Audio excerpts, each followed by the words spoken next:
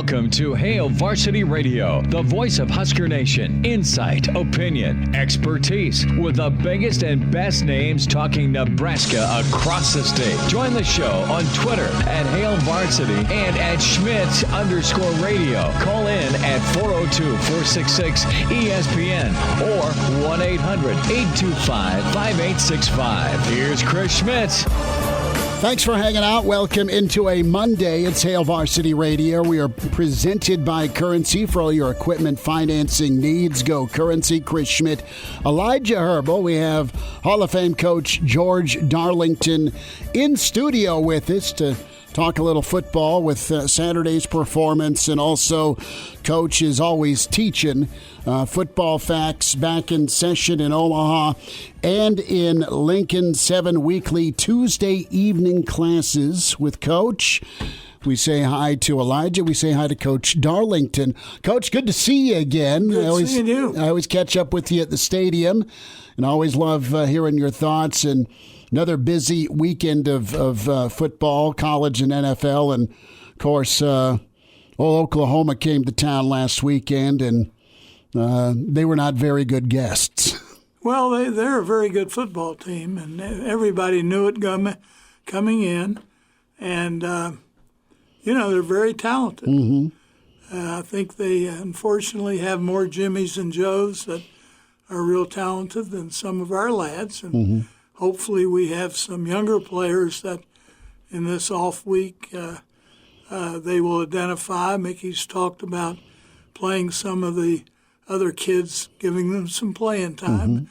And, of course, they're going to be hot on the recruiting trail, which is very important. So they need to develop, which he's working on. They're actually form tackling, which is something that they haven't done supposedly for 4 years. Well, two-hand touch doesn't work. No, it doesn't, and Nebraska continues to have issues on the defensive side of the ball with missed tackles, 14, 15, 16. You look at the 3 of the 4 games, double digits, and second level in the secondary. George Darlington with us, and 2 decades plus as a secondary coach for Nebraska, several national championships. We'll dive in.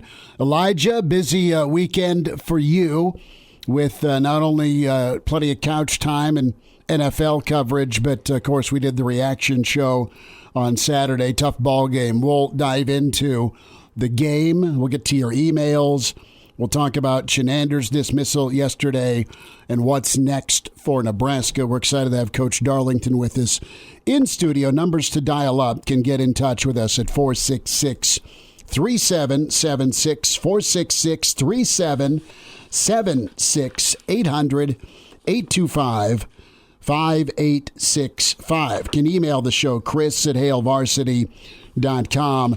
Be sure to find us on Twitter at Schmidt_radio, Chris Schmidt at Herbal Essence for Elijah Herbel.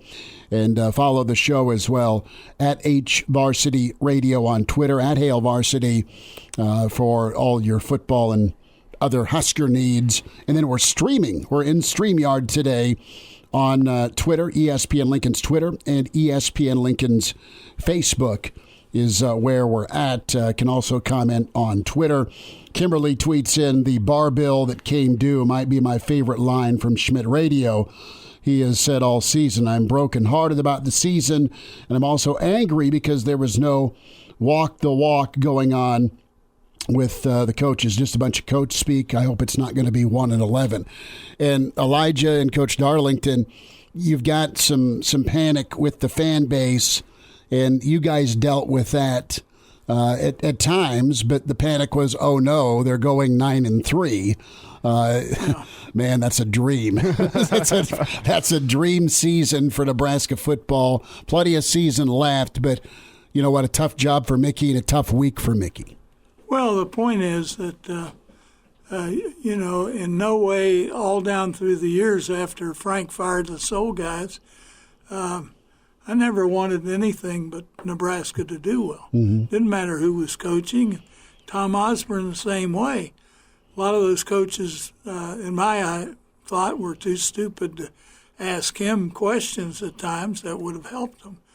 But, it's sad. It really is. And, we have great fans, and, we have a tradition that we have to get back to. And it's just a matter of getting the people in place, recruiting like mad. When I would go into California, because we'd been winning, it was easier for me to recruit really good players at times from California because Nebraska was Nebraska. Now these poor guys would go out there, and you're just another guy. I had an All-American sit in my living room 2 weeks ago, and I could I'll mention his name, Steve Taylor. Mm-hmm. He said, Coach, I wouldn't even consider Nebraska today because of, they haven't where been they're winning. at. Yeah. I mean, and the other thing that they have a problem with, which is it can't be overcome, is North Dakota State and some of those teams, the great walk-on won't come to Nebraska and turn down a North Dakota State scholarship. When I coached here, they were good programs, but most of the time a kid would say, yeah, Coach, I'll walk on because it's not that expensive to go to school here. And so they have to fight through that. But the bottom line is coach him up. Hopefully, in my opinion, hopefully Mickey will be the head coach and he will keep the staff that he wants to keep. I'm excited for Bill Bush being the coordinator. He's had great success. He and Mickey have national championship rings. He has more than Mickey does. But, you can't change everything in a week or two. Mm-hmm. But I think in practices they're going to improve. Hopefully the next game they will win against IU and, build some momentum, find some younger players on the staff like Mickey, or on the team like Mickey said. Mm-hmm. We want to give some of those kids a chance to see if they can help us. And, go from there. I feel for Chinander. I feel badly for Scott. As Bear Bryant once said, half drunk at a convention, there's only two people in this auditorium, and there were about 2,000 coaches.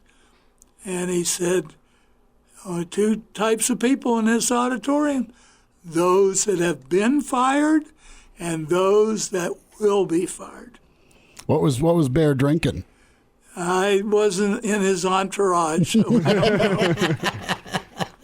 A half-drunk Bear Bryant. George Darlington's with us here on Hail Varsity Radio. And, George, I want to get your take on Bill Bush, him stepping up and filling the role of interim defensive coordinator. A lot of experience in his career as a secondary coach, a lot of time coaching the safeties. Not much time spent being a AD coordinator, though. What do you think Bill Bush is going to bring to that role? Well, he was a coordinator with Utah and Rutgers too, right? Rutgers, I think, and Urban got him to come to Ohio State and be an analyst and stuff. And I'm confident Urban went into the defensive meeting, told the defensive staff, this isn't just a dude we brought off the street. If he tells you something, you listen to him. Mm-hmm. You don't just say, okay, come on, listen to us prepare. No, he's an excellent coach. He'll do well. He's at work at 5 a.m, and he works his tail off. He's had great success, and I have utmost confidence. But I also know the Jimmies and Joes are more important than the X's and O's. You got to improve the talent level. He's a tremendous recruiter. You've seen that quarterback who has a messed up leg on TV. Alex Smith. Alex Smith. You know who recruited Alex Smith? It's Bush. Bill Bush. And he's recruited a lot of great players. And if Ron Brown gets turned loose in December, those guys plus the present staff that's kept can upgrade the talent, and they'll coach him well, and I'm pulling for them. I hope that they keep their job. George Darlington in studio with us. It's Hail Varsity Radio.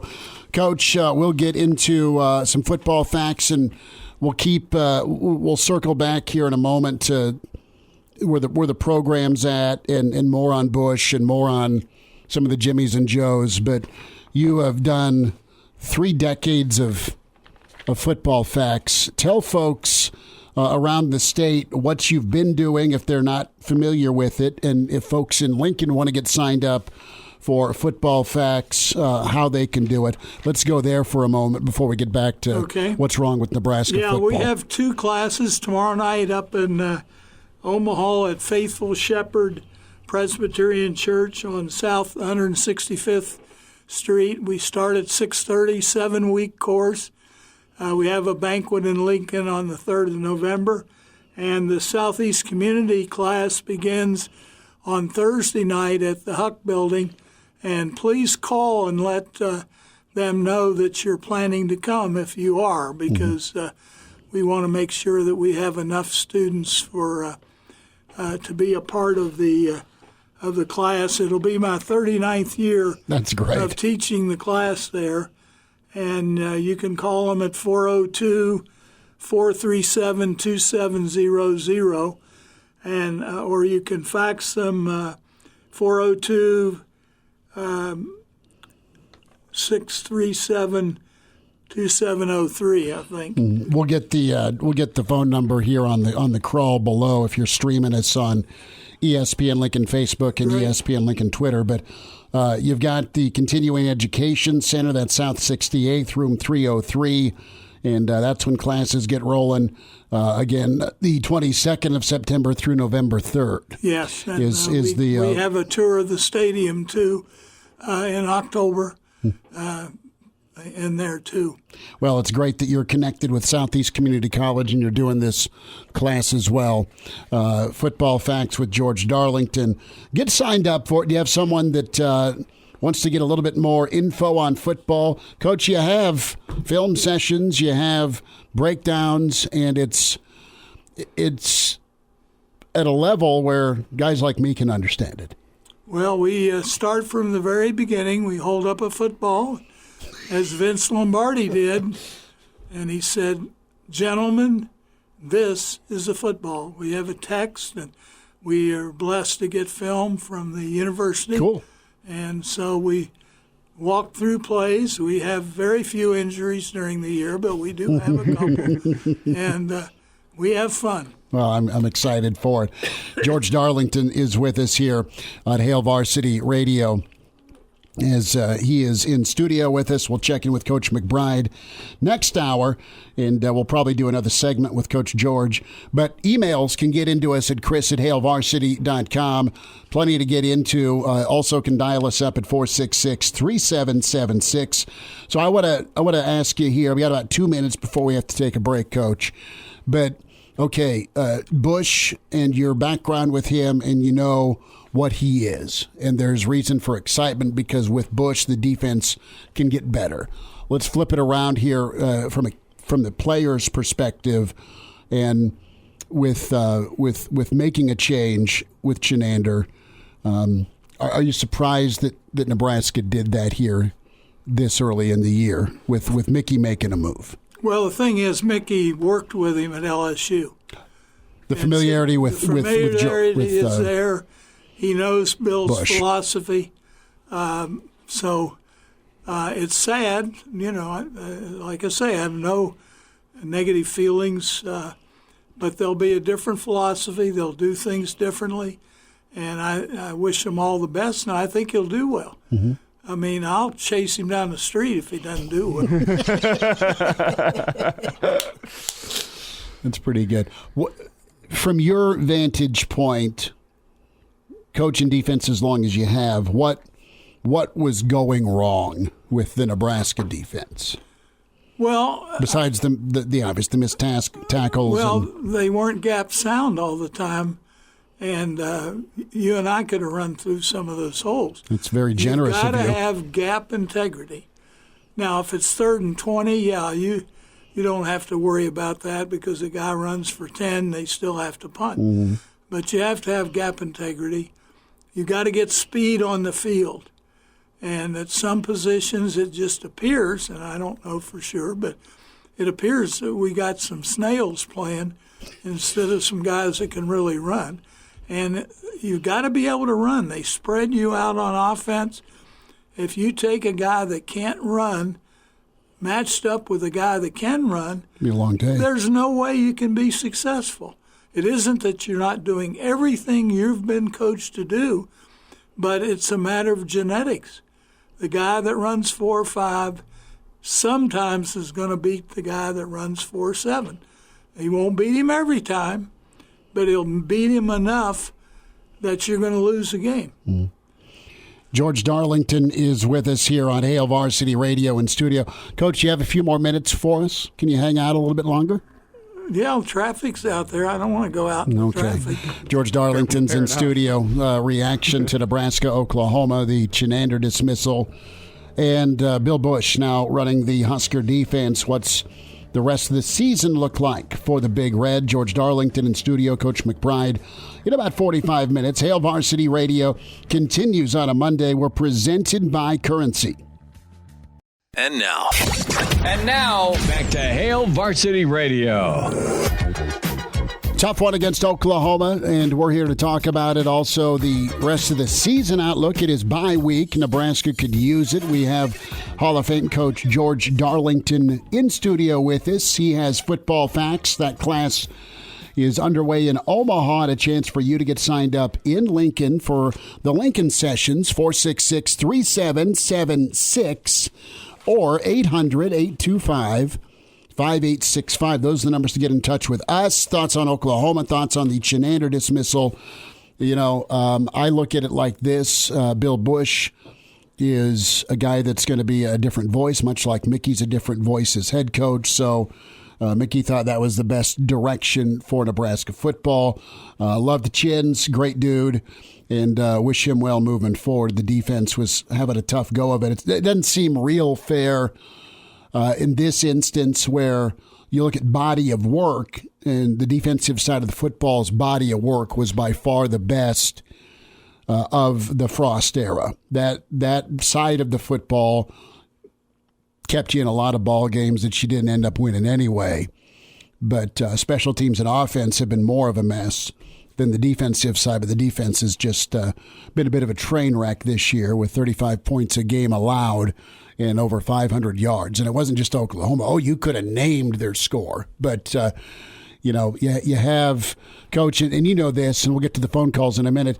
You know how important recruiting and development is, and it just seems like Nebraska really they have not found their wheelhouse with that. Either guys are playing and they're not ready, or there's been some underdevelopment, or whatever the case may be. It's not working, and you're missing tackles, and it's really showing defensively. Well, and don't forget the great receiver from Kentucky, Wandale. Yeah, they moved him to I-back, and he got killed. Yeah, he did. He's not a running back. Mm-hmm. He's a great slot receiver. I think he's in the NFL now. Mm-hmm. He transfers home, makes all ACC, and that's not a minor conference. Mm-hmm. And, you know, they just were void. Now, they have some running backs now that are pretty good, mm-hmm. and that's great. But you can't lose a kid who's a difference maker like that. But they were struggling. They had to try to do something to have a running game of some sort 2 years ago. What's your assessment? Because you've coached secondary a lot, but you also coached rush ends. You've coached on the lines of scrimmage. What's your assessment of the offensive and defensive line right now? Can they get better? It seems like they're really, well, it doesn't seem like they are really struggling when it comes to sacks and what they're giving up off the edge. I mean, 4 sacks, 8 hurries, 13 quarterback hits. That's just against Oklahoma, but it's been kind of an ongoing issue. Well, the thing is they've had some injuries on the offensive line, which has really hurt them mm-hmm. Because Donovan's coaching the heck out of those kids, mm-hmm. but he's playing with some second-teamers that should be good backups. And he's lost some people due to injury. Mm-hmm. Defensively, you know, They're okay, but there's no great. There's no dude. No, there's no Randy Gregory, whether he's on drugs or not. And the point is that, they have to scheme to be able to get pass rush and stuff like that. There's no effort on an opposing team to chip one of the rush ends right now. They're good players. I'm not taking anything away from them, but they aren't world beaters. Let's go to the phones. Who do we have? Got Bob on the phone lines. Bob, go ahead. Thanks for calling. Smitty, you're not going to like what I have to say, and I don't like saying this. Go for it. But I'm no longer going to be listening to Nebraska football. I'm going to be listening, as usual, I do the Morningside University out of Sioux City, North Dakota State. And those guys, they know how to win. But today, these kids anymore, you can't yell at them. This whole millennial generation was just raised entirely differently than the people that came up that played for Nebraska in the 60s, 70s, 80s, 90s. It's a whole different mentality, and I just don't think mentally that they're tough enough to handle what it takes to be a really good football team. And Bob, I'm going to jump in on you, brother. Thanks for the phone call. They've got to get coached up, and there's some changes that are being made coaching wise, and we'll see if that takes hold. But you do what you got to do on Saturdays. I mean, whatever keeps you going football wise. And if you're not going to listen to football, that's your call. But there's still some season left. We're getting to that part of the conversation with Coach Darlington as well. But yeah, you've been very vocal about your frustration with Nebraska football over the years. You've also been supportive when there's been some things to cheer about. Yeah, well, the thing is, I want to cheer for Nebraska, but halftime, it was just over at the half, and By the way, one thing as a side note, my Sioux City Musketeers are going to defend the Clark. We're going to be Clark Cup champions again in hockey at the end of the year too. Mark my words. But I'm just saying, I don't. Maybe I'll keep listening. I never quit on anything, especially so maybe I'm sure I'm not quitting Nebraska, but right now, I mean, I'm 67, Smitty, and growing up with Nebraska the way it was with Bob Devaney and Tom Osborne were here, having all of this happen, you have no idea what the heartbreak it is for me, especially when I look back and I think, as imperfect as we had a good coach, and that was 9-3. Pelini was a great coach.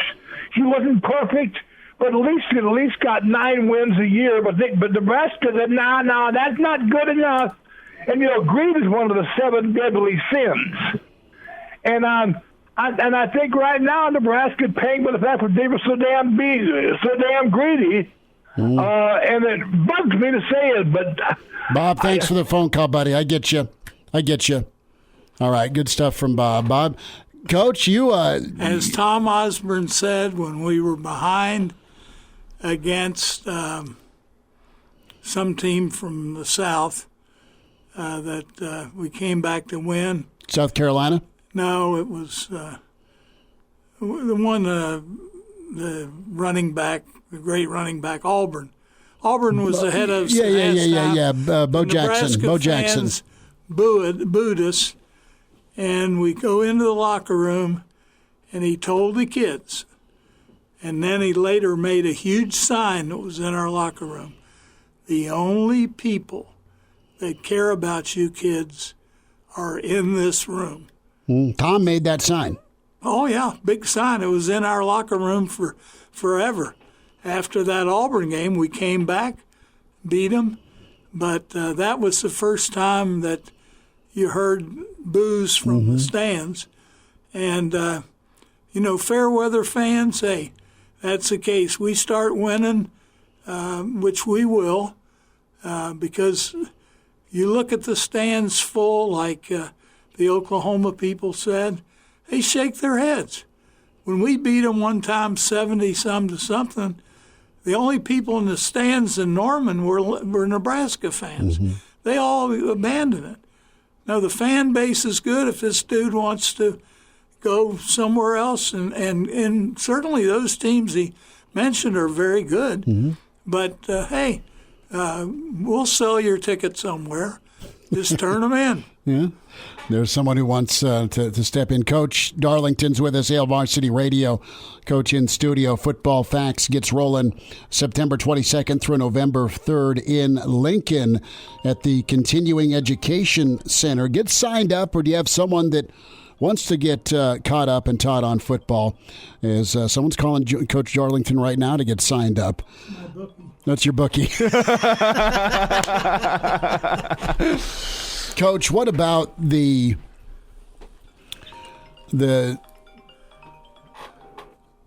setup right now with Nebraska? How good can they get this year? What's still doable under Mickey and this team? I mean, they're 1-3 right now. What's reality? The West isn't great. How much better can they get? Is there's still lots of season left technically, but what's a fair outlook? Well, they're win-wise? They're going to be underdog a lot. No question about that, and you knew that before. But you play it one at a time. I mean, our focus is on beating Indiana. Mm-hmm. Indiana's undefeated right now. Whether they'll be after this week, I don't know. Mm-hmm. But, hey, you beat Indiana. Maybe there'll be some changes made personnel-wise. Maybe there'll be some replacements that are better, and then you get ready a game that'll be tough against my alma mater on a Friday night, because that guy's a good football coach. Mm-hmm. And then you go from there. I hope that they can win 5 or 6 more games, get into a bowl game against some slappy team playing New York when it's snowing, and end up 7-6 or 8-5. Is there enough talent on the team to do that? Well, we'll see. I mean, I'm not down there and haven't timed them and sure. all that stuff, but you got 150 kids, and there are a few young kids that maybe can make a difference and play some and get better, and you coach them up. And who knows? The ball is oblong. It's not round. And, hey, all you're focused on is beating Indiana on the 1st. We got about a minute here before a quick break. We'll spend some more time here on Football Facts, Coach. But from a development standpoint, if you can give it to me in 60 seconds, what needs to happen with the program when it comes to getting guys ready to play and play at a high level? Yes, get good talent, but what about manufacturing some of that talent? Well, you got to form tackle, and you got to become a great tackling team, like the guy at Illinois, and he's now in the pros. Bielema? No, the guy before, who was a great coach. Lovey. They tackled as well as any team I've ever seen. Well, you can develop that. And if they become a much better tackling team, then they're going to have a better chance to win. Mm-hmm. And I expect them to do that. Mm-hmm. And Mickey's already started it last week. You can't play touch football for 4 years and then suddenly become good tackler, because you have to take angles. You have to wrap up and put your face on the football and wrap up and, you can become a lot better, but you have to work at it. It's George Darlington. A few more minutes with Coach Darlington. Hail Varsity continues. We're presented by Currency. And now, back to Hail Varsity Radio. Back with you. It's Hail Varsity. We are presented by Currency. Chris Schmidt, Elijah Herbel, Coach Darlington be with us here in just a moment. Some comments from StreamYard, and you're welcome to watch us here on Varsity Radio Twitter at ESPN Lincoln, Twitter at ESPN Lincoln. Facebook is where you go to watch the show. You can listen all across the state. Of course, Vic chimes in. Great to hear Coach Darlington. My son got one of his books a few years ago. Brennan chimes in and says 9-3 with Bo was great, but getting torched anytime we played a top 25 team sucked. And we'll dive in with Coach Darlington right now. Again, Coach has done this for 39 years. It's called Football Facts. And when we talk about Nebraska football, Coach Darlington's seen and done it, man. 39 years of coaching. Football Facts. Your chance to sign up now and do so September 22nd through November 3rd. And they'll be at the Continuing Education Center with Coach Darlington. It's a 6:30 to 8:30 class. And you can call up and find out more information here to get signed up when you go and register online. The key word is football. If you go to SEC, Southeast Community College's website, can log on or send email continuing ed at southeast.edu. The phone number to get signed up here for Football Facts is 437-2700. Or if you have any more questions, you can call 402-210-1158. There is a cost for this class, but you get a banquet at the end. Coach usually has some players speak at the end. And there's 7 weekly Tuesday classes that are ongoing right now at Faithful Shepherd Presbyterian in Omaha. There's also a Lincoln class that gets rolling here. But you got to get signed up now. Get signed up now with Southeast Community College and Coach Darlington here with Football Facts. Coach, I want to go back to a caller and a couple of emails we've had when it comes to coaching 18 to 22-year-olds, being able to connect with them and motivate with them. And you've got a generation right now where there's a lot of technology. There's a lot of kids that have been told, man, you're so good. You got the portal. You have NIL. They have a chance to make some money. And it's a new challenge. Yep. Connecting with the kids always been the main challenge and getting the best out of them, right? Being able to connect and coach them up. But you have some other hurdles to deal with, good and bad. Yes, there's no question the portal and all those things have really complicated coaching. Now, if you look at the Nebraska program, there's 2 pages of people that have responsibility at Nebraska, various things related to recruiting, and it's a whole different ballgame in that regard. But kids are still kids, and the point is they want to do well. If you're fair with them and coach them hard, that's not going to be a problem. And if a kid wants to bail, let him bail. Go get somebody that wants to play. Tell you a story about Sorley. He was our quarterback. Tom Sorley? Tom Sorley was recruited. Tom said, Tom, you're the only quarterback I'm going to take. And we had another kid that called and wanted to come. And Tom honored his word. He called Tom Sorley and he said, look, we'll turn this player down, because I promised you're the only quarterback we're going to take. Tom Sorley said, hey, coach, take him. I don't care about competition. Well, you have attitude like that of people that, and you have great kids today. But, no, kids are kids. A lot of them want to go to the NFL, which is great, and they want to play in a winter. Well, here's what you have to do to win. We're not winning, what you have to do. Mentally, you have to go into a game, maybe not the Oklahoma game. You got to go in to think, we're going to beat Indiana. Doesn't matter what happens early. And we seldom had kids that ever went in a game that did not think they were going to win. Different story now. You've had right. A lot of years of a lot of losses. Well, the thing is, last year, those kids played good enough to lose. They had talent. They should have won more games. But push came to shove, in my opinion. They expected to lose instead of expecting to win. Well, that's the hardest thing for a losing team to flip, to go in with the idea, hey, we're going to win. Well, you got to see it happen, right, to actually believe in some instances. Well, but the point is, the next game, you got to go on the field against Indiana Sure. and think we're going to kick the crap out of them. And it doesn't matter what the score is early, we're going to win. We're going to find a way to beat IU.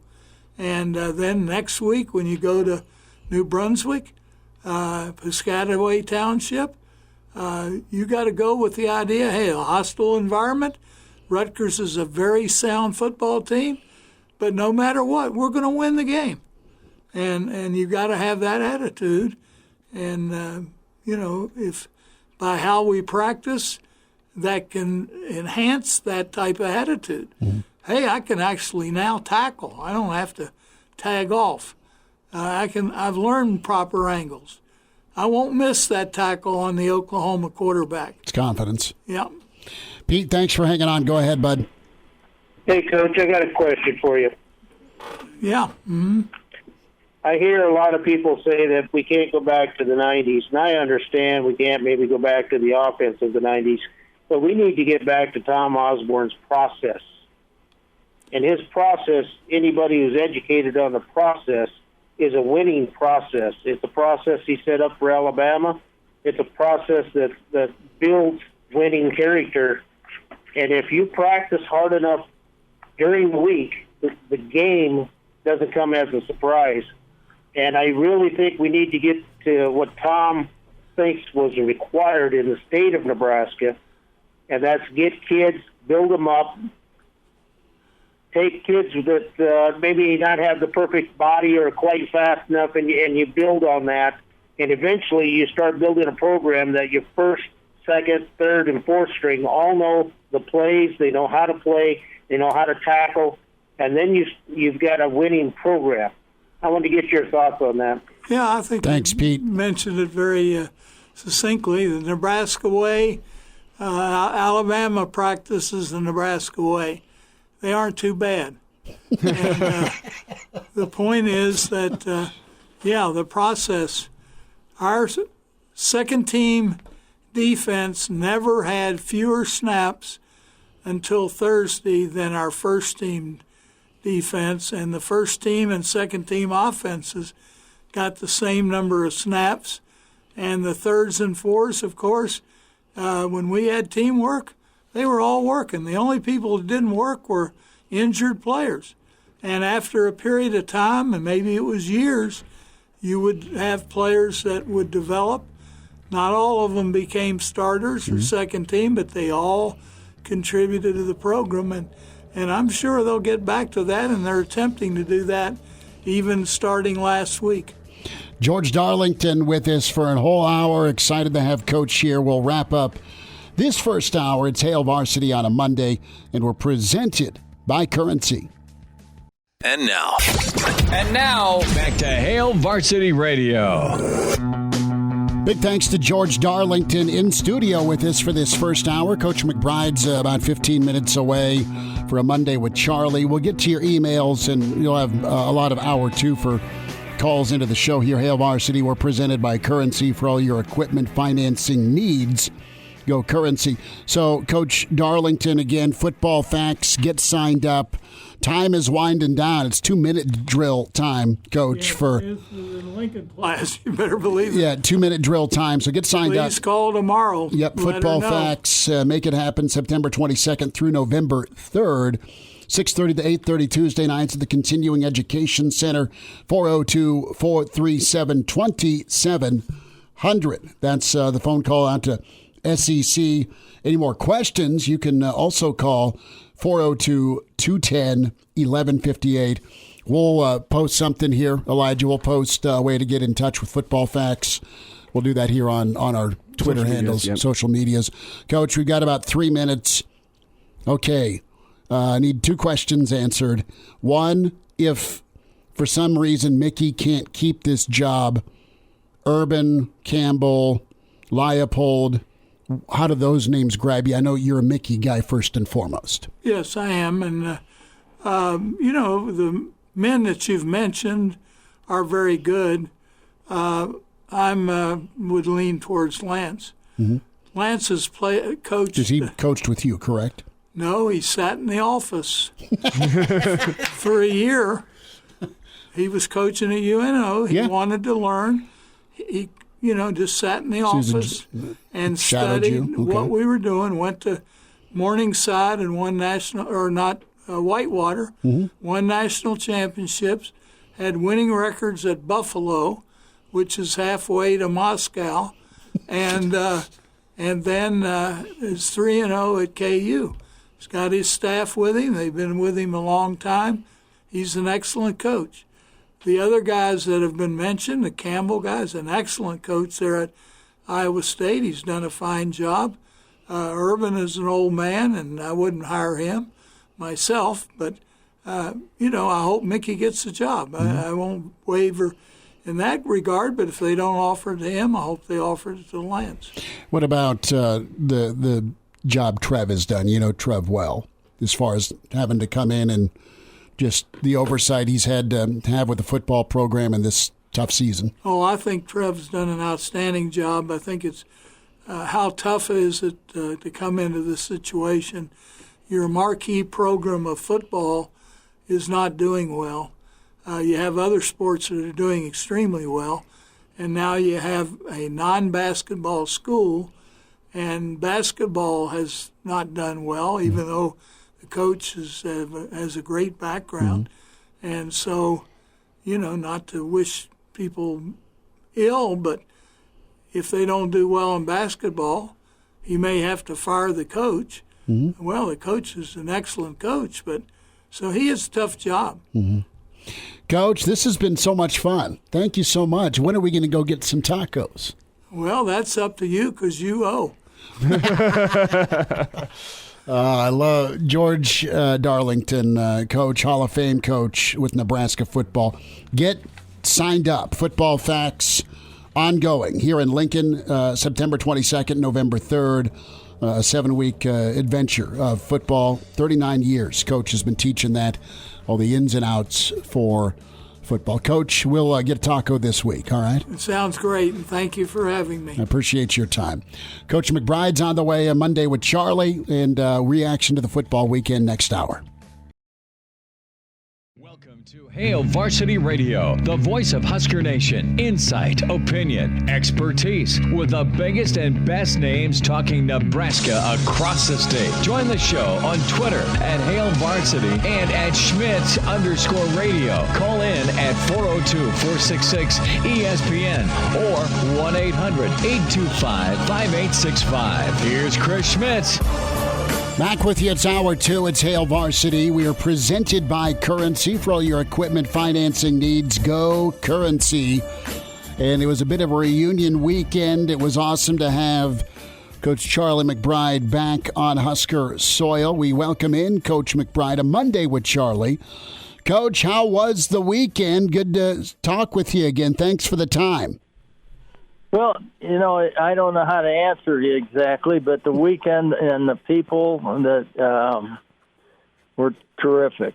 I mean, we got to see a lot of people, and when I coached there, all those guys on the 70 and 71 team had their reunion, and they were always around. So a lot of them I knew, and tailgated with them, and had and our players too. They were all mixed up, and it was Debbie and I went to the dinner, and I didn't get a chance to talk to Barry till the next day, but I spent some time with Boz. He's a beauty, but he was out with all of our guys that that played.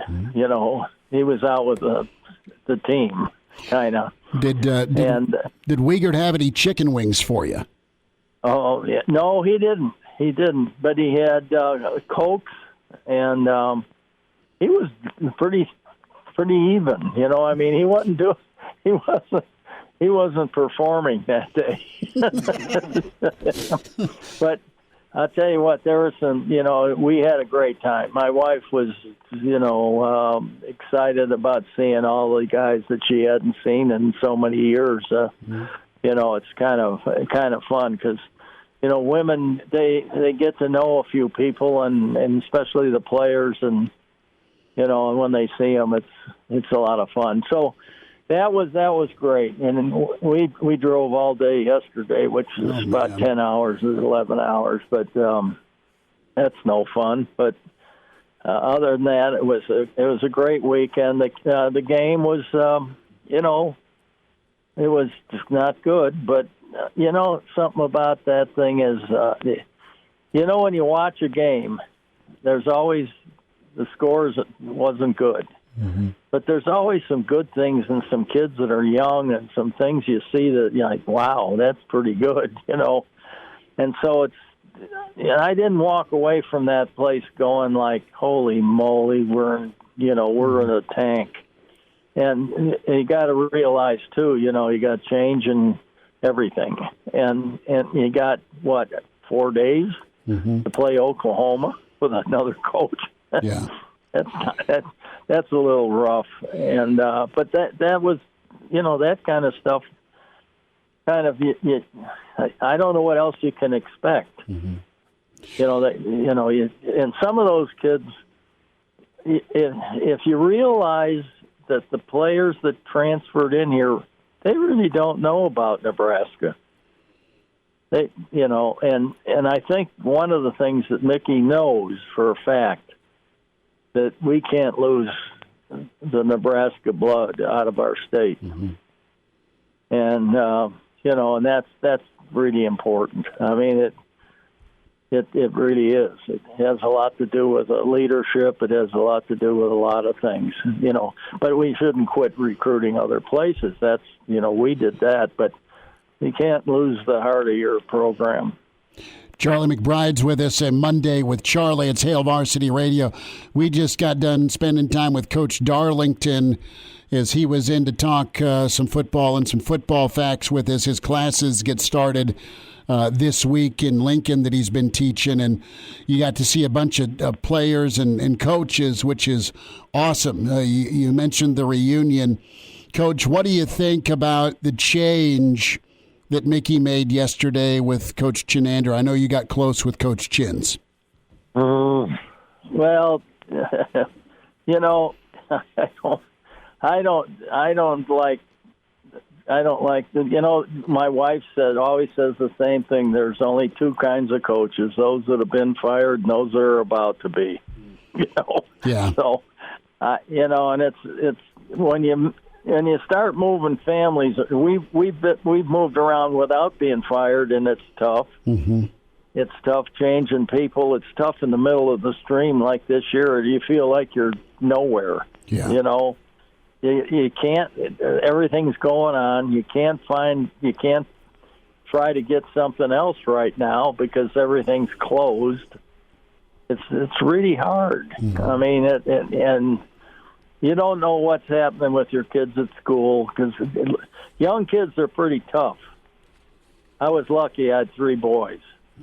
If you have girls, though, it's a little tougher, and because nobody wanted to say anything around my kids because if you said something to one, there was 2 more coming. That's funny. So I didn't really have a whole lot of those my kids coming home and say they were saying bad things about your dad. And I found out that my real name is not McBride. It's Coach Run It Again. That's funny. That's funny. Coach Charlie McBride is with us here on Hail Varsity Radio. And Coach, you mentioned that aspect of running it again. And, man, this defense looks like they could have used a few more reps in practice after that performance against Oklahoma on Saturday. Sure. 1,200 yards over the past 2 games to Georgia Southern and Oklahoma. And my question to you is, when you watch that defense, people talk about the tackling being a problem ad nauseum, the gap fits. Well, what do you see as being the problem within that defense, and is it fixable?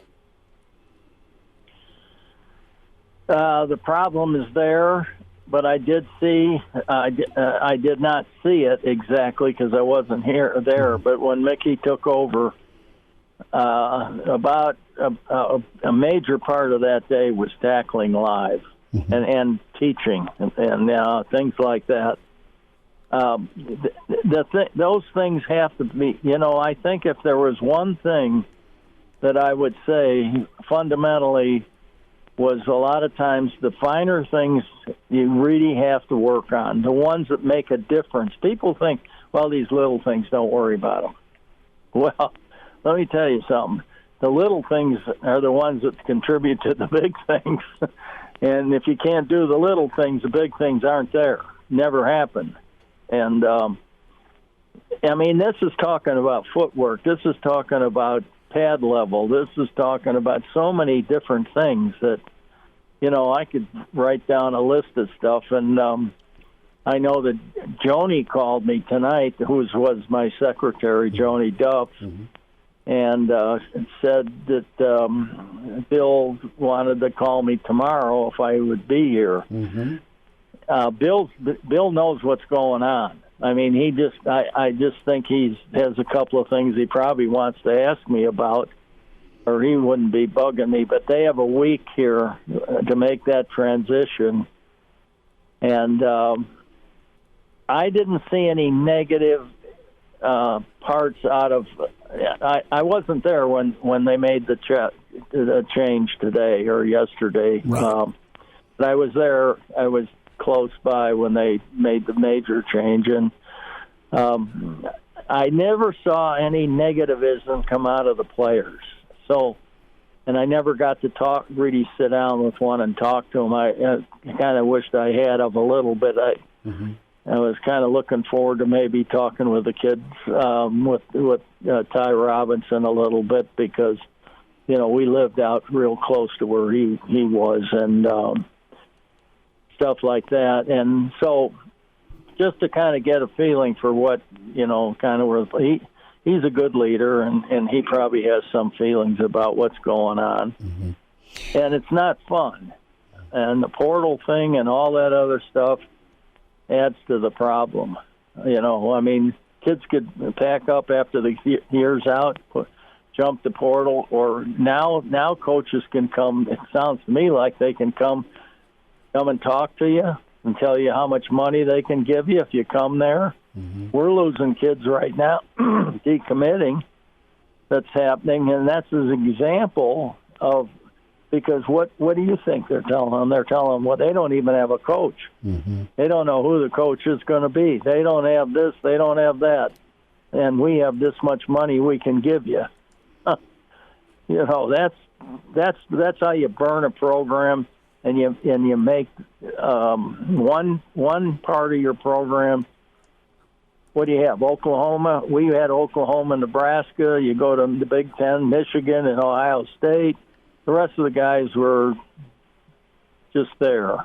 You know, it was, and you can't do that if you want to have a good conference and you want to have a good, you know, that makes money for TV and so forth. Coach, I want to go to the offensive line, and I know that defense is your forte, but you were great on the offensive line as well. And what can Nebraska do to get better keeping their quarterback upright? It was a tough day for Casey and the Nebraska quarterbacks. Well, the biggest thing is you're playing zone defense. You better be able to run like it's called a dog nowadays, because they spread you out so far, and you got so much area to cover if you're a drop linebacker or you're doing those things. So there's a lot of difference. So we went to the speed part, and it made a difference in our program. And we had to cut down some guys that were pretty good football players, because they just couldn't run fast enough. That's always a problem with everybody. Everybody's trying to get the real speed guy. I used Larry Stations at Central a long time ago. We lost to Iowa. That was the first player I ever came to the state and I ever knew we lost for a while. But as you know, he never went to the NFL. He was an All-American at Iowa, but he couldn't run. And, you know, to be able to cover the pass. He'd play the run, like, you know. So there's those things. You have guys that can play the run, but breaking on the ball and getting covering ground and doing things like that, it takes a while. Now, there's some young players there. If you look at Nebraska, this is not a good thing, but they only have two seniors, really. I mean, they should have 20. Right. So you have a whole bunch of guys that are coming back, and now you have a program that is everybody's going to be involved. When I was at practice one day, there wasn't a player on that field that was not involved in doing something. And I went out on Wednesday. They had a scrimmage for the 3s and 4s out there by themselves, and then they came in and were coached by the coaches. They in turn turned around and waited, and what they called the traveling team, the team that was suiting up and eligible, they came in and practiced and played, and then they became the scout team. So they were, all but a little bit, they were doing something and learning something the whole time.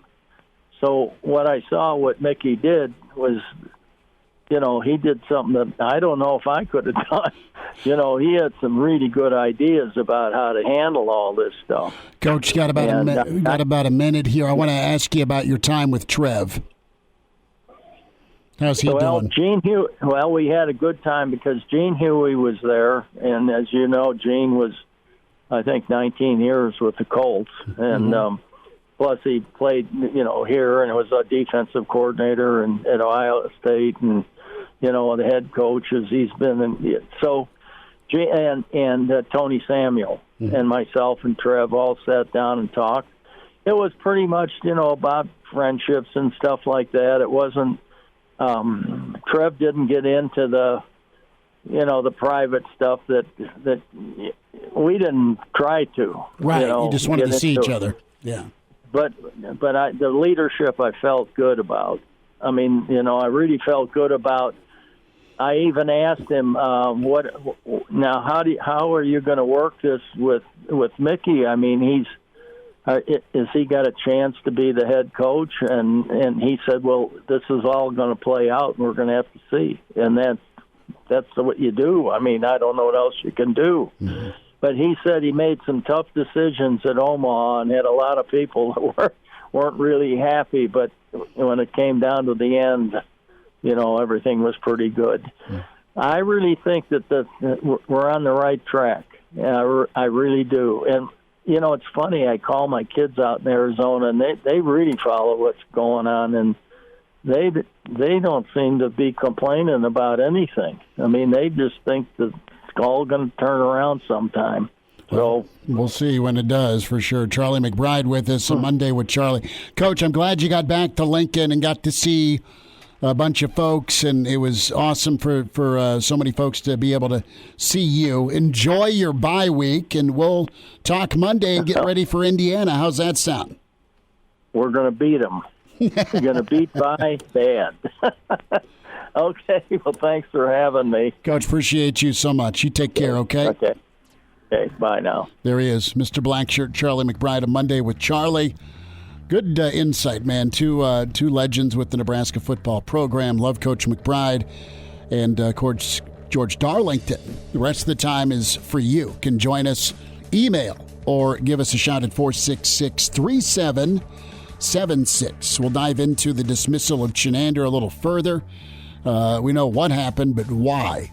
That's on the way with Hail Varsity. Chime in 402-466-ESPN or email the show, Chris@HailVarsity.com. Just try me. Back to Hail Varsity Radio. Back with you, Hail Varsity. We're presented by Currency. I want to tell you about Red Zone tickets. The time is now to get a hold of those next Husker football or volleyball seats. Want to go to the NFL? Want to go see Denver or Kansas City? How about Creighton basketball? Maybe a Final Four run for Creighton this year. Concerts, theater, Dave Matthews coming to CHI in November. All happening with your friends at Red Zone Tickets. Do you have tickets you want to buy or sell? Red Zone Tickets can make that happen for you. RedZoneTickets.com. They're locally owned. They're great folks. They're out of Omaha, and they're a local source, right? They have an A-plus Better Business Bureau rating, and we're talking 100% guarantee. You'll receive authentic tickets and experiences you'll never forget. And you know what? You have a bucket list. We all have a bucket list of events and things we want to go do. RedZoneTickets.com can help create those memories that last a lifetime. Visit today, RedZoneTickets.com, RedZoneTickets.com, and get to that concert or pro event or theater performance or ball game you've been thinking about. Now the time is to pull the trigger with Red Zone Tickets, selling fun since 2001. Mike with us here on Hail Varsity. Mike, thanks for hanging. Go ahead. Hey, guys. How you doing? Good. What do you know? Well, I was just wondering I want to talk about the Big Ten West Division race, how you see it shaping up after a few weeks as we enter conference play in earnest. You know, there have been a lot of hiccups from Nebraska to Northwestern to Iowa to Wisconsin. Minnesota looked pretty good, but they haven't played anybody good. Wisconsin sort of looked a little better last week. What do you sort of think about the teams around the Big Ten West and how Nebraska fits in there? Oh, Mike, that's a question. I mean, theoretically, like, it should be wide open, right? It should be anyone's ball game because Northwestern, while they beat Nebraska, isn't going to stay 1-0 in the Big Ten West. Iowa will get better, but how big a liability is their offense going to be? Their defense is good enough to win them, clearly, some 7-3 ball games. But they'll eventually, with their crossover, run into some problems. I think Wisconsin gets destroyed at Ohio State, so that's one crossover loss, and it's going to be grinded out against Illinois. Purdue can score points, but they're not what they were defensively. I mean, they're where they're at right now, 1-2, and then there's Nebraska. Right now, Nebraska doesn't look more talented than anybody else in the division. And they definitely look less disciplined. So can they win some shootouts? How much better can Nebraska get better? How much better and how much quicker can Nebraska get better? I think a bye week, Mike, is 1,000% essential this week.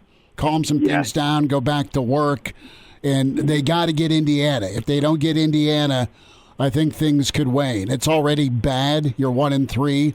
But if you don't get Indiana, then I think 1-11 is not out of the question. Which is I didn't think I'd utter. I think that, they could have gone 4-8, 5-7 this year if things went sideways in Dublin.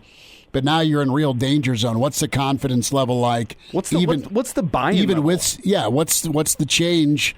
What's the belief that's going to say, okay, we made changes. This is for the better. My guy's not here anymore. Am I going to listen to this new voice? Because we're still losing. And not only are we losing, but we're getting blown out. Yeah. No, so, I'm a Minneapolis guy, and I'll be honest, when Ben Hart went to Nebraska, I mean, that was a big loss, at least seemingly for fans. But, man, he's been kind of rough, hasn't he? Do they have anyone else they could put at tackle there? Here's the thing, man. Mike, they have recruited 18 or 19 different linemen between the portal and high school. And yet their options right now at tackle are Corcoran, who is a top 150 guy, Ben Hart, a top 150 guy, and then Teddy. And Teddy's hurt for the rest of the year. You've got Hunter Anthony you got from Okie State. Give him a look. You've got Williams. Give him a look. Because by now you should have more than two options at tackle, and they don't. And that's an issue. That's a big-time problem. And if that's the best Nebraska has, then that's the best Nebraska has. I'll say this: Nebraska's gotten the best player in Minnesota probably 3 of the last 4 years, and I think Emmett will be good, the running back. But so far, the kids they've beaten, air quote, beaten Minnesota for, haven't done much on the field. Because you got the linebacker as well, the outside linebacker. Remember his name? Sort of, kind of. Mike, thanks for the phone call. Appreciate it. So that's where they're at. You lose the Minnesota State Player of the Year 2 out of the last 4 years, and it's not been well. Good, well, high level for Nebraska. But you got to keep coaching them up, and we'll see. Numbers to get in. We'll get to more of your phone calls. 466-3776, 800-825-5865. Brennan has a curiosity question. If it were week 9 or 10, do you think Chin would have been fired? This whole thing is just weird to grasp that it's only week 4. It is weird to see someone make a move. But Mickey, I think Mickey's take is it ain't getting better. I'm preaching accountability, so I've got to be accountable, and this is a move we're going to make. And I have a bet. I'm thinking Mickey's saying, look, we've got a better shot with Bill Busch running the defense than Coach Chinander, and it's been a 4-year window. It's not body of work. The body of work that Mickey made his judgment on was this season, not the body of work you and I've seen with Coach Chinander over the years. And I don't like blowing somebody out at this point in the year. I kind of get it if they're grasping to spark something. Well, and that's what I wonder if we know why. This year's been awful, 550 or 500 yards and 35 points a game, Elijah. Overall, Chins has been the bright spot. And that's hard to take this year. Looking this back, season. I think the question becomes, was Chins the bright spot, or was the players they had on the field the bright spot? And I don't want to discount the coaching as a part of getting those guys ready to go on the field, but I'll say this, like Chins, you look at the defense when it comes to Daniels and Stilley and JoJo and the safeties, right? And Cam Taylor-Britt.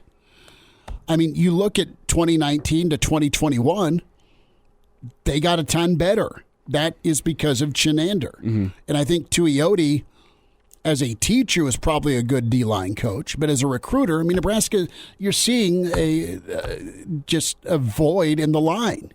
You've gone heavy in the portal, and that hasn't paid off yet. Right? Guys aren't earning their apartments or their Jeeps yet. And I think they'd be the first to tell you. And meanwhile, the linebacker's getting the hell beat out of them because no one's keeping the fat guys off of them at the second level. Mm-hmm. Mm-hmm. And you got one guy in the secondary right now and 2 safeties that it's either their first time as the guy or their things aren't getting communicated quick enough because assignment alignment's very real right now with this defense. But at least they're tackling now, right? Because that's been the big part. But you have Northwestern going 94 Nebraska on you in Dublin, and it just gets worse. But it looked okay early, and then you have Gabriel go 61 yards like he's Taylor Martinez. Well, I wonder how much of this is results on the field and how much of this is Trev having an honest sit-down with Mickey and saying, hey, this is your tryout for the job. Don't feel like you need to hitch your wagon to this previous staff just because they're the guys that have been here. Do you think changes need to be made? And Trev said that from the get-go. Now, Mickey needs to be right. And I think Bill Busch is tremendous, and he's been a coordinator. And I think Bill Busch can do some good things. But I think the bright spot of the Frost era right now had been Chins and Fisher, okay? Because it's not been the offensive line. It's not been the running backs coach that Scott brought with him. They've gone turnstile at wide receiver coach and OC. I mean, it's been a mess. And again, it is a 4-year bar bill is what it is. Let's get to the phone lines here. Yeah, who's with us? We got John on the line. John, thanks for calling. Go ahead. Yeah, hey, guys. I want to talk a little bit about this coaching search and what I think are the fans' responsibility in all this is. Just looking at Twitter and some conversations, that I've had with people, I'm a little bit afraid that it's really dangerous if people get in a camp for one coach and they, I've heard comments like, hey, if Trev can't go get Urban, then he should be fired, or it's idiotic. If we don't give Mickey a chance or let him go with this, then he's not loyal. Let's get, I really think it's dangerous for people to get, It's got to play out, John. Let Mickey do his thing. Let Mickey do his thing, and you got to assess. That's Trev's job, is to assess. All right, what's ceiling? What's big picture under Mickey? How does the season end? Because if he gets him to a bowl game, you got to talk. And quite frankly, you don't want to lose the guy, and you got to find out if say it's 6-6 and Mickey does a good job. Is Mickey the right answer, big picture, Or is Mickey best suited as an associate head coach and a monster recruiting coordinator? Yep. With name your price to stay here. You're not going to be the head coach, but name your price to stay here. Or, listen, if you can go get a guy that can absolutely build better because he's done it, then that's where you need to go. But no one's going to take Nebraska's phone call right now. Right. Publicly, and you just got to let it play out. Let Mickey do his thing, make his changes, and see if Nebraska can get better here in a bye week and win some ball games. I mean, the part of your schedule that's in front of you isn't easy, but it sure as hell isn't November yet. Right, and I guess my you know who I really want him to hire? What Trev to hire? I'm going to support whoever he hires. That's who I want to get the job, and so I don't care who that is. And John, I'll just piggyback what you said there because I'm with you. And that there seems to be this mentality among Husker football fans that my guy is the only right guy to get this thing right and everybody else is wrong. Whatever. This is Nebraska football. It's not like this is the most impossible gig in the world. It's been shown that it's not easy, but it's not hard either. It's a lot harder now than it's been. And a lot harder now, but you still, with the resources, the NIL, a new facility opening up, it's not like there's only one guy that can get this thing right. No. There are going to be coaches across the country licking their chops at this opportunity. It's got to happen. I think it's a harder sell because of where they're at right now, to be honest with you. But it can still be sold. There's still somebody that's going to get it. Email in from Chad. Phone line open for you at 466-3776. If you're on hold, stay there. We'll get to your calls in a moment. But Chad has a question. Chris, don't the Huskers need to hire a coach, OC, that emphasizes zone read, power run game? Minnesota does it. Wisconsin, power run game. And defensively, they don't have four-star guys. It doesn't have to be a successful power run game to make the whole team play better. Can it get any better under Whipple? Line's got to be addressed big time. And now, back to Hail Varsity Radio. Thanks for spending time at Hail Varsity. We're presented by Currency. Open phones here the next 20 minutes, 466-3776. Email in. Chad had the email about power run game, quarterback run. I think that's pretty essential moving forward. You need the threat of quarterback run in the offense, but you got to figure out a way to keep the quarterback healthy. and right now, Casey Thompson's endangered behind that offensive line. Jerry emails in Chris@HailVarsity.com. Chris, what do you think Mickey's got to do record-wise to keep his job? Do you think, deep down, I think Trev wants every reason to keep Mickey. Thanks, Jerry sends an email. So, no, I think back to that number for Mickey, think about where they're at right now since Mickey took over and how they got just rocked by Oklahoma. And we'll know as the season continues on just where Oklahoma's at, Elijah. Is Oklahoma playoff good, or is Nebraska making everyone look like an All-American this season? Oh, I'm leaning right now towards Nebraska's making everyone look like an All-American. But it's hard to do that apples to oranges. You looked mean, nasty, physical, and fast. And for the first time, their defense hasn't been fluff. But let's also not forget that Oklahoma's defense, I don't want to say struggled against a team like Kent State. It was kind of an all-around struggle from the whole team. They didn't take it seriously enough. They were disinterested. But Kent State did a better job. Outside the first drive for Nebraska, Kent State did a better job moving the ball against Oklahoma's defense than Nebraska's offense did. Now, Oklahoma could have been a little bit more fired up. Line is what you're telling me? No, that's not at all what I'm saying. But it does make you wonder what's going on with this Husker football team, because right now I see a terrible, terrible football team. Oh. I thought they were bad before this game. This game I saw it and I went, this team is terrible. You study the offensive line. Mm-hmm. Are the outside guys making this line look way worse than they are, or is it just going to be run for your life as the season moves forward? Nebraska's not playing Oklahoma every weekend, but back to not John, Mike's question. Where's this thing shape up? And it kind of goes to the heart of Jerry's question about what do you got to do to keep the job if you're Mickey, right? And I think get to a bowl game and we can talk. It's a big ask right now at 1-3.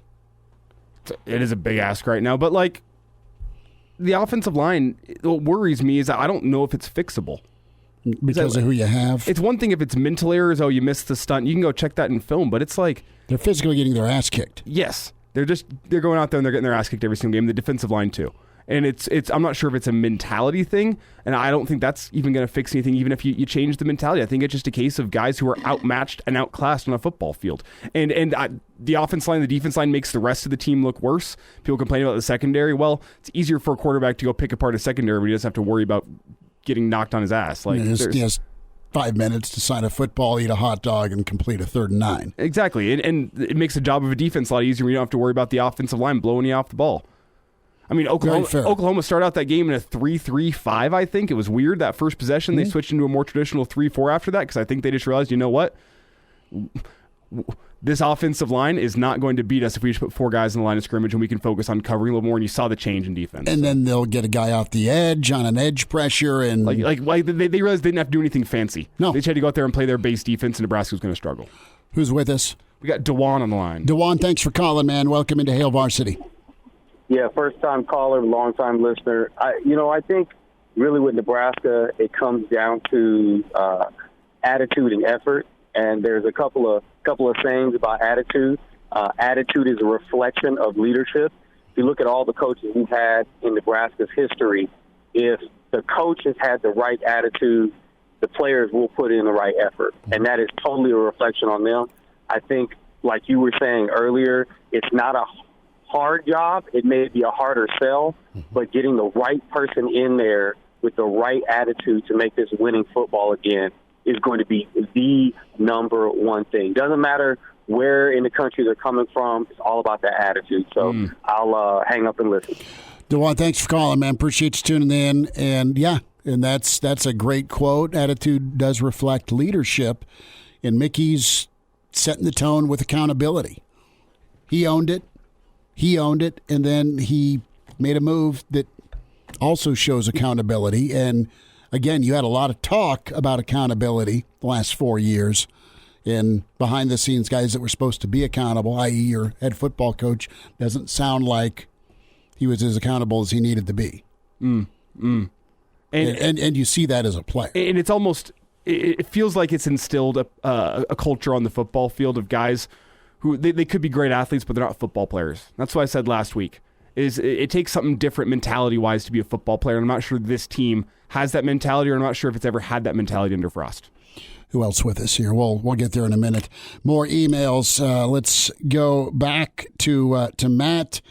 Matt emails in chris@hailvarsity.com. So for the next 2 years, the NCAA is giving everyone a blanket waiver to sign as many players in a class as needed to get to 85 scholarships, not just 25 plus 7 to fill transfers. Theoretically, if he's talking about Nebraska, were to hire Urban or whoever, they could come in, completely clean house, blow out any dead weight. That's why I'm in opinion Urban's a perfect hire. On his name alone, he could flip the roster in 1 year, then fill it with whatever he needs in year 2.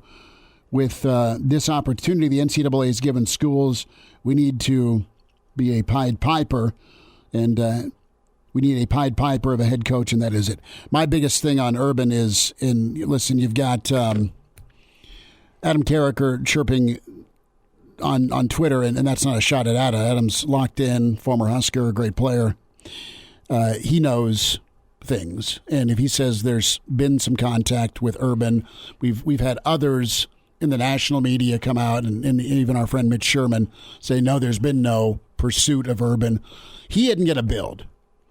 He inherits, and he enhances. But what I'll say about Urban is, if you're a high school kid, he stares through your soul in the elevator. If you're a guy in the transfer portal, if you're a high school recruit, I like the email in. If Urban Meyer gives you a phone call, you pick up the phone because it's Urban Meyer. You listen to what Urban Meyer has to say, because Urban Meyer has been there. He has done that.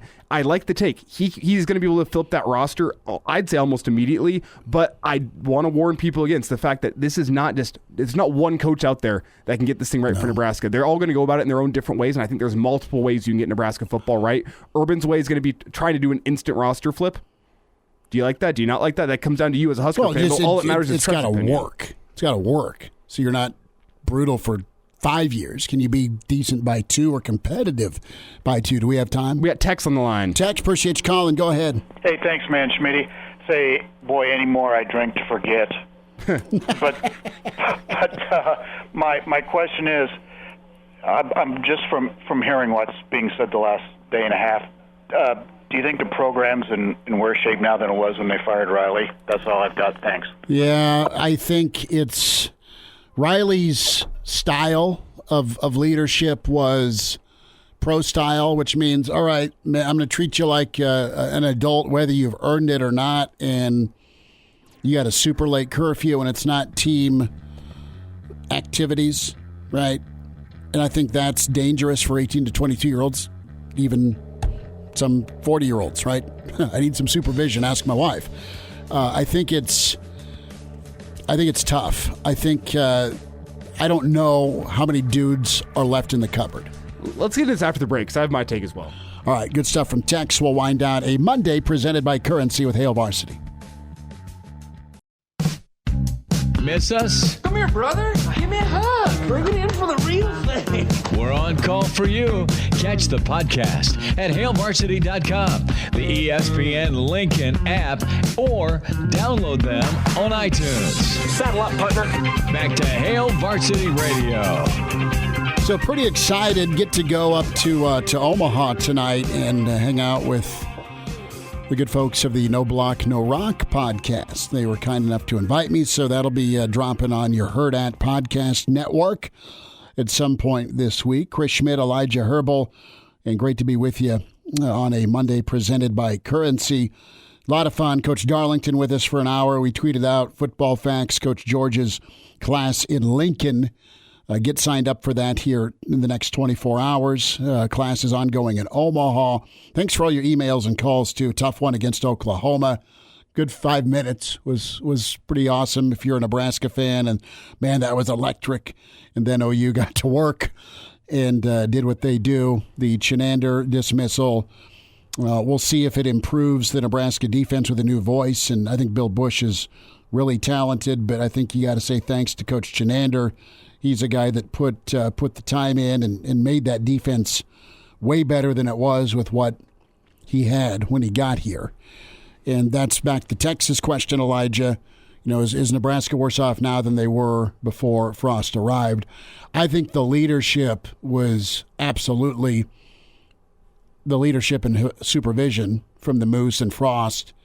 It's like you just didn't do your job or didn't do parts of your job you don't like doing, and I think that has put this place in a really bad spot. It's not unfixable, but it's as down.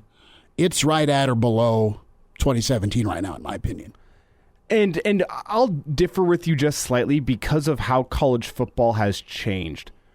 It's not like you don't have the ability. I mean, you have a better ability to turn over a roster now than you ever have in college football's history. And if the cupboard is bare, you can bring in talent. You can bring in guys that fit your mold a little bit better. And let's not forget, Nebraska's got a brand new state-of-the-art football facility that's going to be opening up here soon. You got Big Ten money coming in. There's things deeper than just the guys on the football field. In terms of guys on the football field, I think it might be a wash. People seem to forget how terrible that defense was under Mike Riley his final year. Diaco, but also Mike Riley. And in the offense, and it was also a football field that was devoid of athletes. And you've seen better athletes during the Frost era than you ever saw during Mike Riley's tenure, aside from maybe year one. Mm-hmm. You've seen better athletes come through this football program. And I don't think the problem is athletes. I think the problem is how these guys have been developed and how they've been coached up. And I think you have a better starting spot in terms of building these guys up and turning them into football players than you did under Mike Riley. However, the talent itself may have been slightly better under Mike Riley, but I think you might have a better a lot of base. NFL guys. You got to tear down further than you did after Mike Riley right now, but I think the base for future success might be better right now. You had a lot of guys that were recruited during the Riley era that are in the NFL. Mm-hmm. And Scott's guys got a hold of some of those dudes and flipped them to a higher level than they were playing with and playing at, right?